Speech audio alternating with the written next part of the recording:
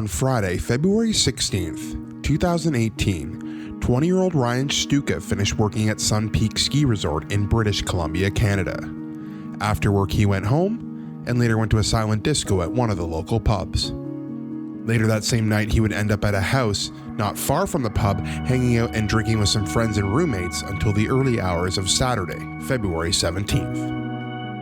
Sometime around 2 a.m., Ryan looked to be leaving the party, but would seemingly vanish without a trace into the snowy abyss of Sun Peaks. In this second episode, I talked to Jean Strong, the editor of Sun Peaks Independent News, about the town of Sun Peaks, and I continue my conversation with Heather about the days and weeks leading up to Ryan's disappearance. You're listening to a podcast for the missing, with me, Tyler Hooper. And I think in that moment, our lives changed forever, right? The girls were at home. I called James and I had no better idea of what was going on at that point because I couldn't remember Sun Peaks. Where he lived, where the party was, I wasn't familiar with the area. And so I couldn't understand how you could leave a house and be in, like a city. If you think of a city, if I'm walking down the path, how can I get from one house around to the next house and go missing?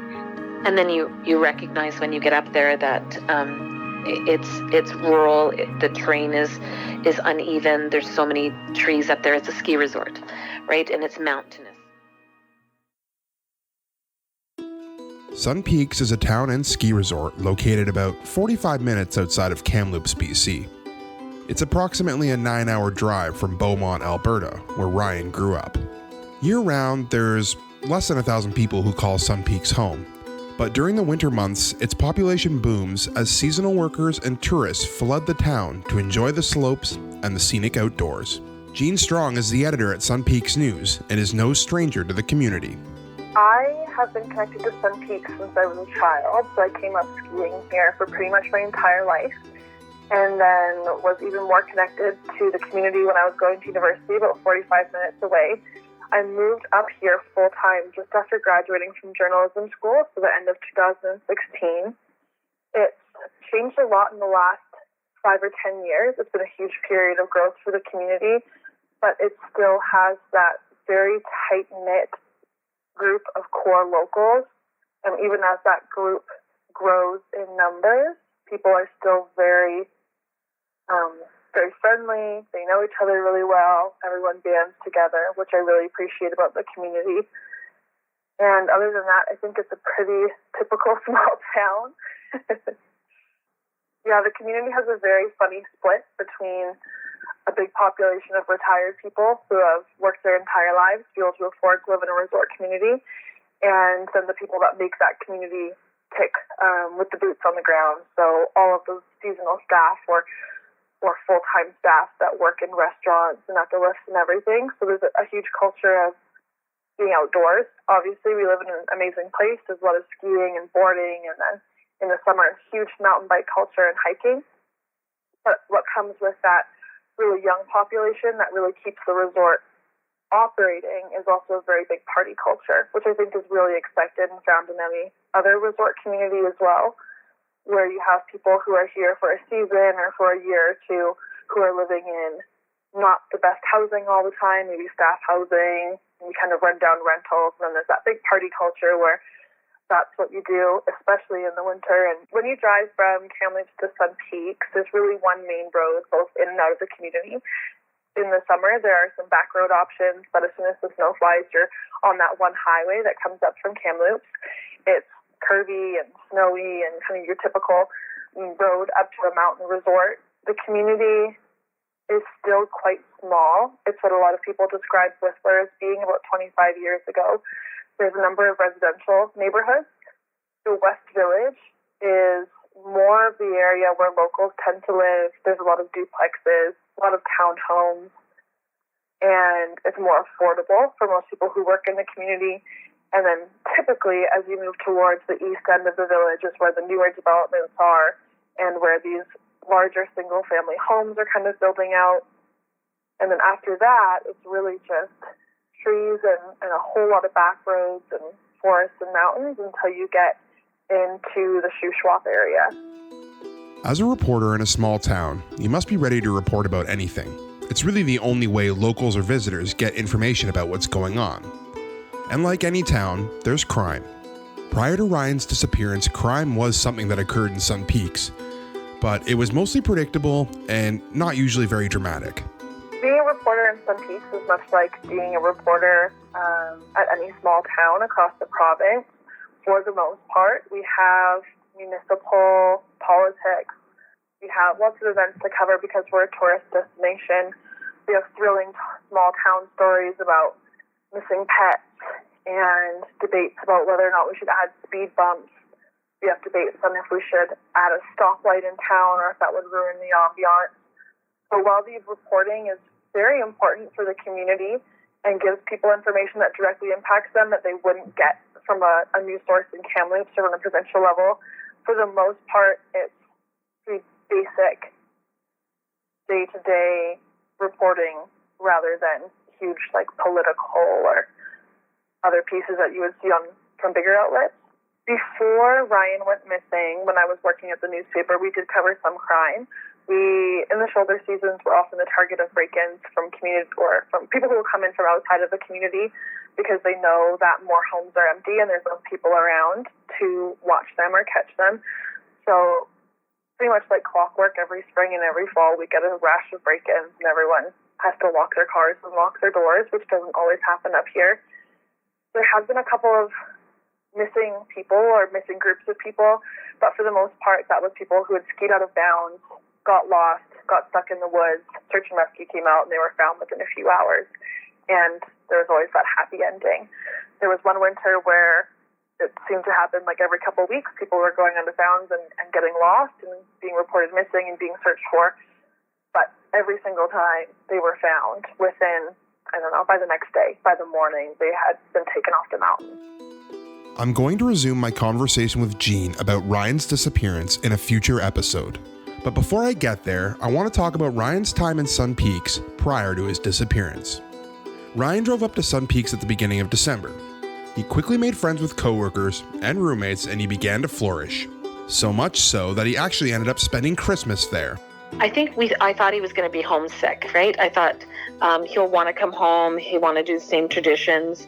And we were looking at the dates that he would have off. So I think he had the 24th and the 25th off, or the 25th and 26th. He had the 2 days off in a row, but that was it. And so I thought, okay, because I work for an airline, I'll book you a flight to come home.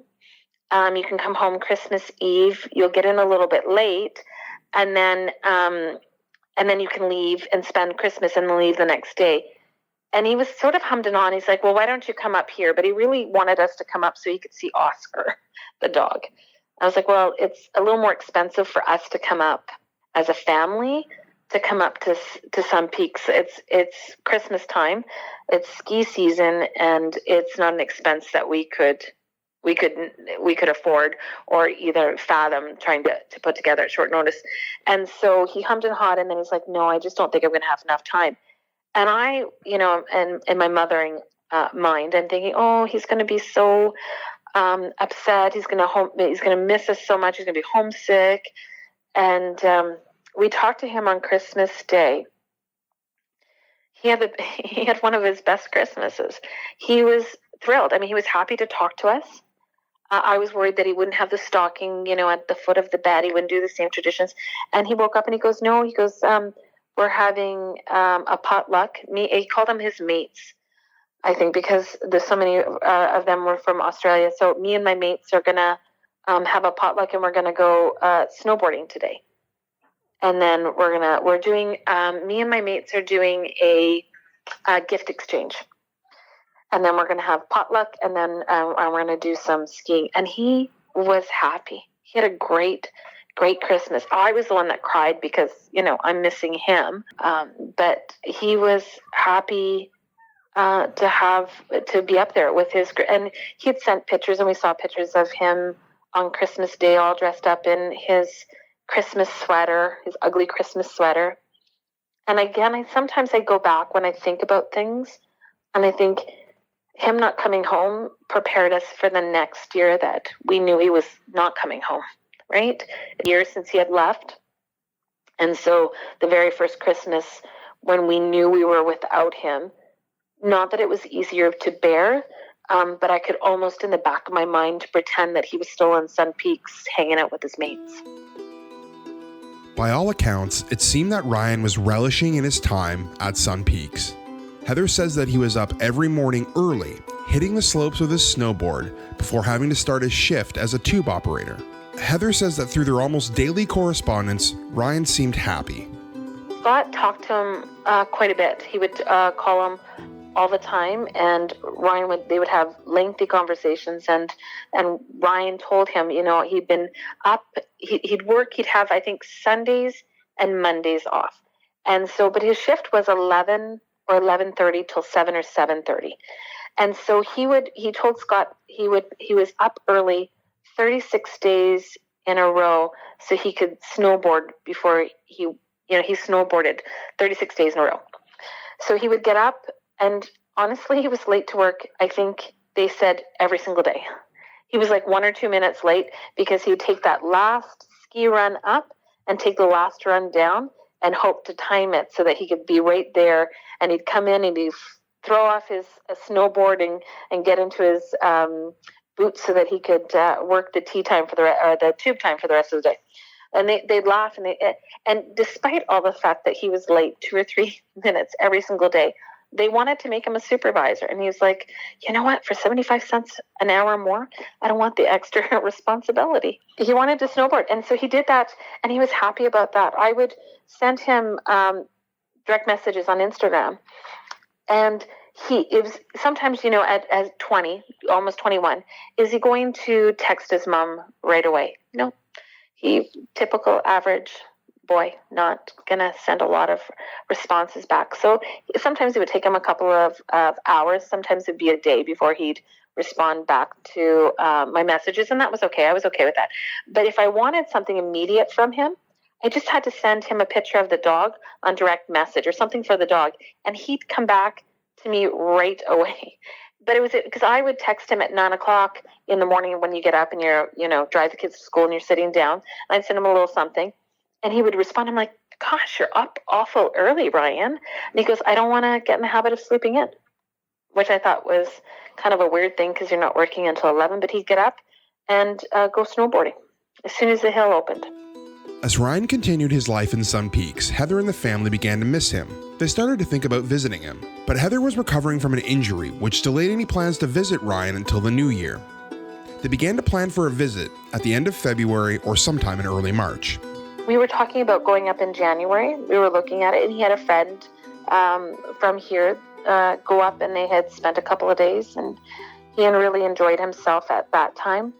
And for me, it was a little more difficult because I had ruptured my other Achilles tendon, and so I was pretty much housebound for most of April or most of December. I wasn't even partially walking until mid-December, so it made things really difficult.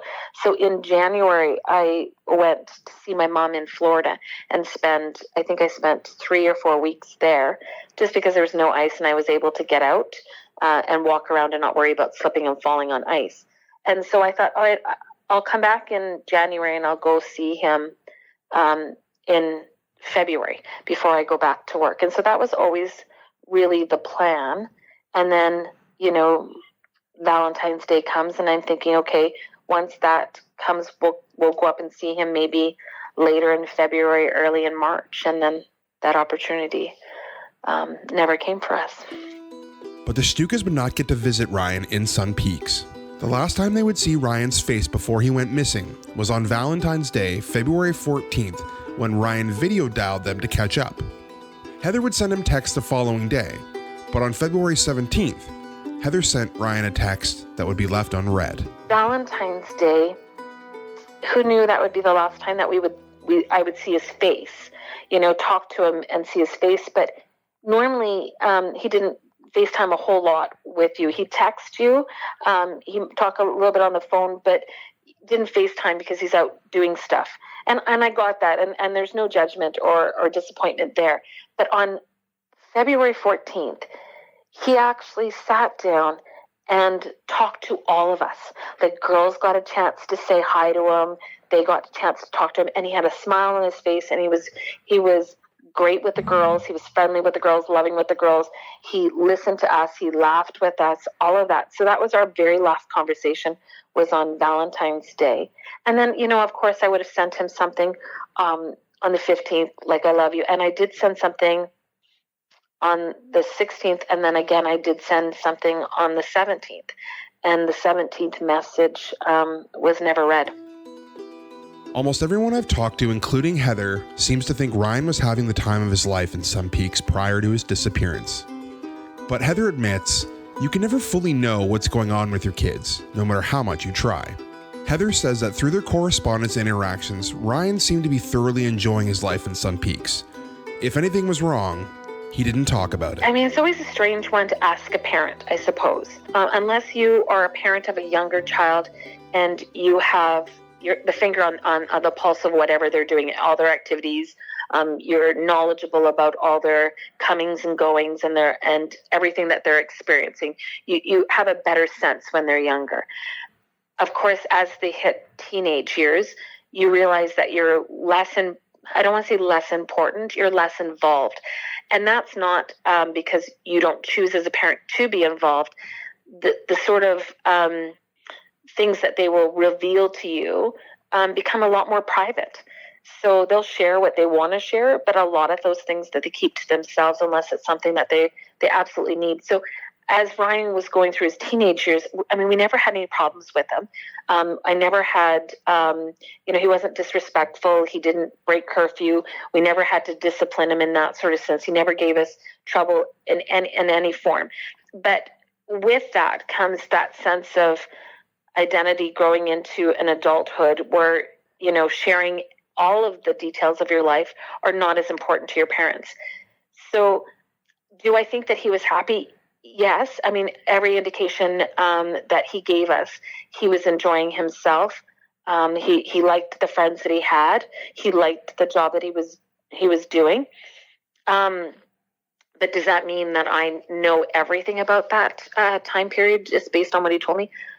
Not at all. I don't necessarily believe that. But by all accounts, his friends, and not just roommates, but his friends that he knew and the people around, he seemed very happy with what he was doing. This next clip is very important. It's a detailed explanation from Heather about Ryan's movements from Friday, February 16th, until he was last seen sometime around 2 a.m. on Saturday, February 17th. As we know, Ryan showed up to work on the 16th. He finished his shift, he went home, and then he went out with some friends. He'd end the night at a house party. The 16th was a Friday, and he had worked his day, and so he had gone to work at normal time. And then somehow, during his time away, during the day at work, he got paid. And so he went online during the day, made his rent payment, made his phone payment and bill payments that he had to do for, his car and all the rest of the stuff. So he went on to do that. He also took out money that day so that he was going out to the bar, or if he went Friday and Saturday night, he didn't like to use his debit card. He always felt that he spent, he couldn't keep track of his money if he kept just buying drinks and putting it on a tab. So he'd pay for everything in cash. So that way he knew. And so he had taken money out and then finished his shift like normal. One of his friends from Australia that lived in staff accommodations had called him and said, look, do you mind giving me a ride back to staff comm, because it was quite cold out that day, and most of them don't have cars, so they have to either wait for the shuttle bus or walk. And so his friend was not feeling well and said, hey, do you mind driving me home? And Ryan's like, no problem. So they stopped at the market that was there so that he could pick up whatever he needed, whether it was chicken noodle soup or something like that, because he wasn't feeling well. And then Ryan drove him to Staffacom. And I remember him saying to us, Ryan asked, like, are you sure, buddy, you don't want to come out tonight? Like, it's going to be fun. And his friend just said, no, mate, like, I don't feel well, and I'll catch up with you later. And his friend, I think, feels a certain amount of guilt because I think he feels like if he had gone out, even though it has nothing to do with him, but if he felt like if he went out, maybe none of this would have happened, right? That there's that guilt that comes from knowing something in hindsight, I suppose. So Ryan went home and I think came in, was able to maybe grab something small to eat or whatever. They drank a bit and then got they don't have Lyfts or Ubers or cabs at that time up in Sun Peaks. So what they'd have is people that were looking to make extra money. So you could call them and they would drive you up and you would just donate money for them so you didn't have to walk. So they had somebody drive them back up to the village where at Bottoms, one of the restaurants and pubs was having silent disco. So they went over to the next door neighborhood, the bar, which is called Massa's, and that's the resort where you get your ski equipment and lifts. It's all part of that sort of facility. So they went there while they were waiting to get into Bottoms because there was a lineup. And so once they were able to see, they went in. They gave their driver's license to the coat check girl, and then got a set of headphones, and then they had their silent disco. And so the very last picture that we know to date that has been taken of Ryan was he was actually at that silent disco that night. And I find such comfort in it because if you look at the picture, I mean, his eyes are smiling, his face is smiling. He looks happy in that picture. And I suppose if that's the last image that I have of that particular night, then I'm happy. It's one that shows that he was having a great time where he was. So after they finished, the bar closed at 1. They gave in their headphones, got their driver's license back out, and then they left to walk back down to the bottom where most of the staff accommodation is. So if you either have the staff accommodations provided by the resort, there's also down in that Burfield area, there's a lot of housing that has, at first we thought they were duplexes, but then when you look, they're actually fourplexes. So they all have basement suites. And so a lot of the staff live down there because it's a little bit cheaper than being higher up on the resort where the houses are a little more, at that time, were a little more expensive, a little bit bigger. These ones were smaller duplexes that were down there. And so they were walking down, and I think one of the shuttle buses that drives up to drop off guests or passengers that were coming in off the last flights that were coming up to Sun Peaks, they have a shuttle that comes up, and then the shuttle heads back down to Kamloops. And I think this shuttle driver saw a bunch of like 14 or 15 people walking in the freezing cold, and they picked them up and took them the 10 minutes down to the beginning of the resort and then dropped them off. So some people would have gone to their houses, some would have gone back to staff accommodations, and some of them decided that they were going to carry on to a place on Burfield called the Sunday Fun Day House. That was one of the places that was rented by lift operators. And so they were going there to see if there was sort of a gathering or a house party. And that's where they ended up until Ryan left. Heather says most of the people at the party knew each other. There were drugs and alcohol involved, but this isn't really anything out of the ordinary for a party, especially at a ski resort. If you've ever lived or visited one of these towns, you can quickly discover that the young people there work hard. They also play really hard as well. It wouldn't be unusual to find Ryan and his friends blowing off some steam on a Friday night. I mean, people always misconstrue, they always say party, and I suppose it was, but it's really just the lifties or resort people that were down there, people that lived in the area. the parties were not where, somebody that was renting a place had invited a whole bunch of people over. So most of these people, if they did not know Ryan, they knew somebody that he was with, or somebody else knew something along that line. So they tended to know each other by sight if they didn't actually know everybody. And there was about 3 houses that they would go to, and they would rotate when they would have gatherings. And so when you think of that night, I look at it and go, okay, you've got Ryan and his group coming in. There was 9 of them that he knew that when he was in, so him including to be the 9th, they were in there.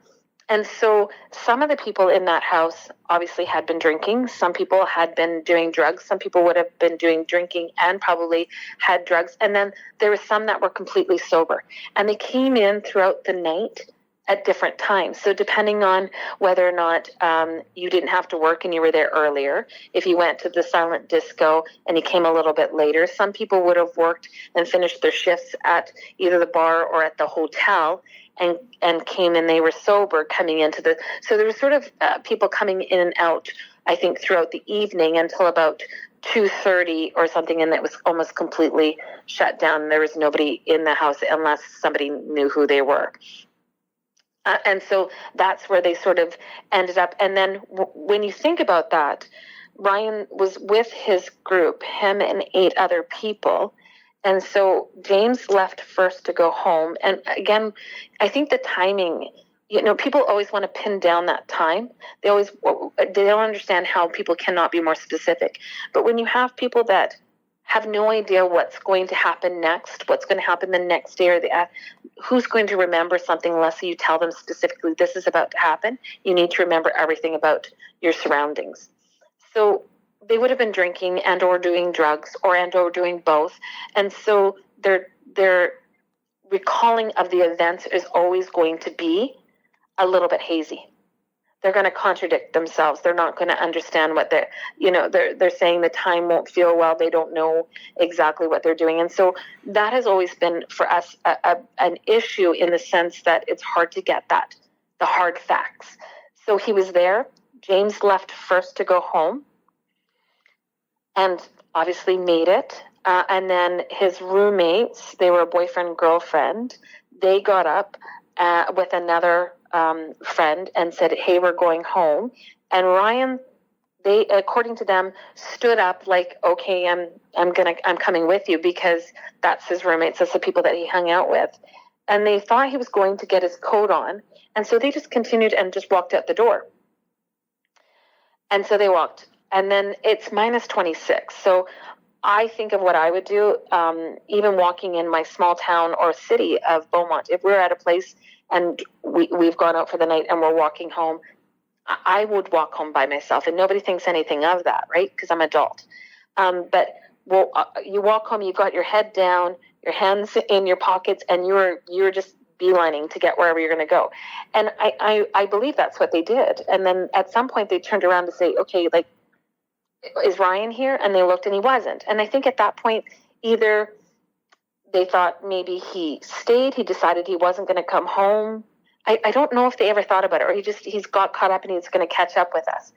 But it's really not a long walk from where they were to where they had to be. And they had walked that before, and he's almost 21. If they were a bunch of 13-year-olds that were on a rural road somewhere, I would say, yeah, you guys should have stayed together. But how do you say that to adults when we're not really responsible for somebody else if they make that decision? Would they have gone back and say, hey, like, why didn't you come with me? Are you coming right now? I don't think they had any reason to worry. And so they just went on home. James is his roommate. They had the same bedroom. So they had bunk beds. And so James was sleeping. Some of Ryan's roommates were there, and they had some friends over. And then the boyfriend and girlfriend, just went to bed, and nobody thought anything of it. When Ryan didn't show up for work the next day, his friends weren't immediately concerned. It was out of character. Ryan rarely, if ever, missed work. But he had been partying the night before, so maybe he slept in. Maybe he met a girl and went home with her. Or maybe he is out on the slopes and something happened to him. He could have gotten lost or hurt, and he'll show up sometime later in the day. And of course, the next day, Ryan's supposed to go to work. So whenever they wake up in the morning, they don't think anything of it.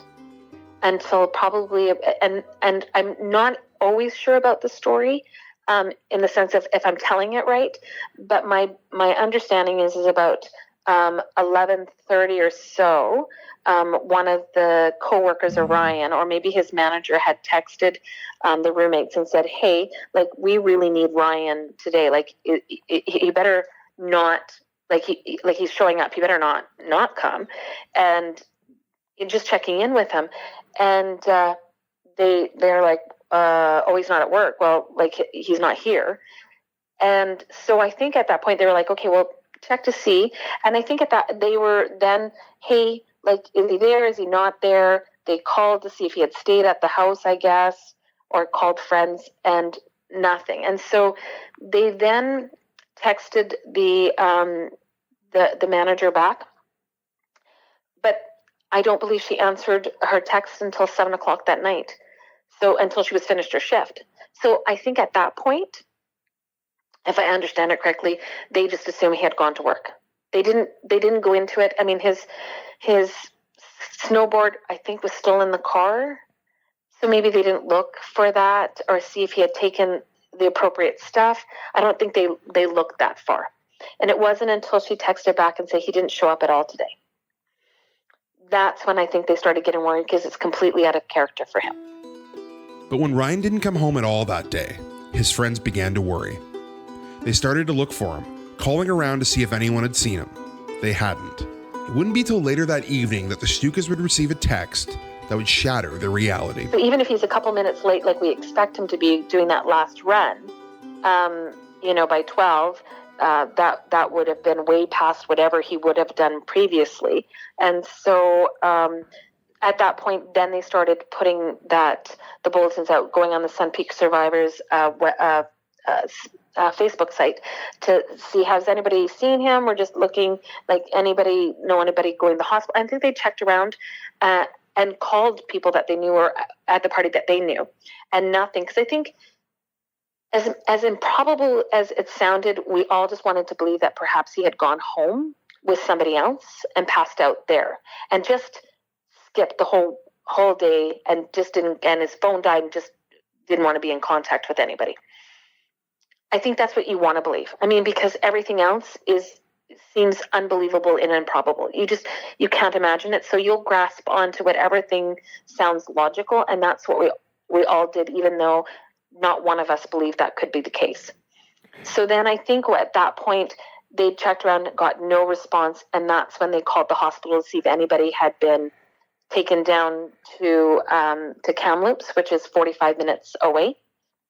And there was nobody brought to any of the emergency rooms there that would have fit Ryan's description. And at that point, I think that's when they decided to phone the police. And then immediately after that, we got the text message. And I didn't think anything of it. We had been out all day with Jordan and doing ringettes. We were back and forth, and finally came in. I was texting somebody else, and then we always call James Jimmy James. So my husband always makes up names, so that's what we've always called him. And so that comes up on my phone, Jimmy James. And so I was like, I wonder why. And I didn't think anything of it. I don't know why I didn't think it was strange on a Saturday night that Ryan's friend would be texting me at all. I have no idea, except that he worked at the airport where I worked, and so He would finish his shift, and if I was working the late night shift and he finished at 11, sometimes he would go to Tim Hortons and pick me up a tea, and then he'd come up and he'd sit in my office and chat with me for a little bit while I finished up paperwork, and then he would go home. Right? So it's not like I didn't know him, and it's not like he probably wouldn't have texted, but not to ever really say, "Hi, how you doing?" But for some reason, I didn't think of it. And so I didn't look at it immediately as it came in. I was finishing my texting. And then I'm like, okay, I wonder what Jimmy James wants. Maybe send me a picture of him and Ryan doing something stupid. And then as soon as I read it, Scott's in the kitchen, and I'm reading a little bit of it, and I'm reading it out loud, except my mind is reading it a lot faster than my mouth is. So I'm sort of stumbling over all of the words. And the message basically said, "Hey, Heather, Ryan didn't show up for work today, and he didn't come home last night. We've called the police to file a report. They should be contacting you soon. Just wanted to give you a heads up."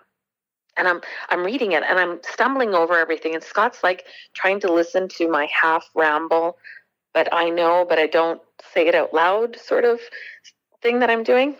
And so he's like, "Wait a minute, like, what do you say?" I'm like, I don't know. Can you read it? Because I don't know if I can say it again.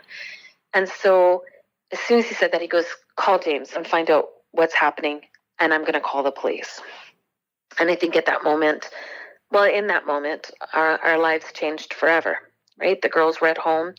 I called James, and I had no better idea of what was going on at that point because I couldn't remember Sun Peaks, where he lived, where the party was. I wasn't familiar with the area. And so I couldn't understand how you could leave a house and be in, like a city. If you think of a city, if I'm walking down the path, how can I get from one house around to the next house and go missing? And then you recognize when you get up there that it's rural. The terrain is uneven. There's so many trees up there. It's a ski resort, right? And it's mountainous. And so even when he's trying to tell me, I'm like, "Okay, what have you guys done? Like, have you gone, it should be an easy from the path that you're going to here. You should be able to find him. Like, what? I don't know what you're doing." And so he really didn't have much more information. And at that point, when Scott was talking to the RCMP officer, Scott's like, "Well, okay, you're out there with the canine unit right now. Should my wife and I come?" And of course, the constable on the other end, I can't say, but you might want to come, but just drive safely. And so at that point, Scott's like, "Yeah, we are leaving right now." If you know anything about Ryan's disappearance, I urge you to contact Kamloops RCMP at 250-828-3000 and quote file number 2019-5071. You can also leave an anonymous tip if you call Crime Stoppers at 1-800-222-TIPS or submit your tip online to kamloopscrimestoppers.ca. On the next episode, I'll talk about the search for Ryan and those involved in it. I'm going to leave you with a clip from that episode. Thanks for listening to a podcast for the missing with me, Tyler Hooper. His house, where he lived, was very close to where the party house was, and there was really only 2 or 3 different routes he could have taken to get there, and really obvious routes. There was lots of snow the night before he disappeared, and the snow was really soft and deep, so to actually leave any paths or trails would have been really obvious. And even if he had stumbled or fallen off a path, it should have been really obvious. So kind of pretty early on, it really felt like we had a mystery.